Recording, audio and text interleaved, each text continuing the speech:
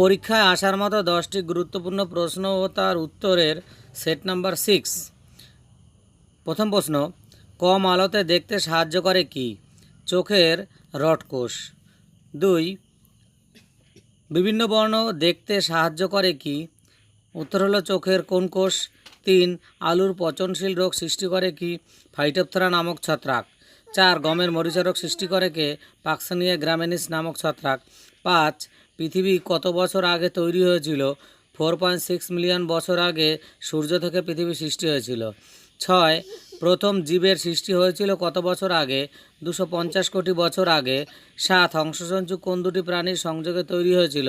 সরীসৃপ ও স্তন্যপায়ী প্রাণীর সংযোগে তৈরি হয়েছিল। 8, আর্কিওপ্টেরিক্স নামক প্রাণীর কোন দুটি প্রাণীর সংযোগে তৈরি হয়েছিল? উত্তর হলো সরীসৃপ ও পক্ষীর মধ্যে সংযোগে তৈরি হয়েছিল। ধন্যবাদ।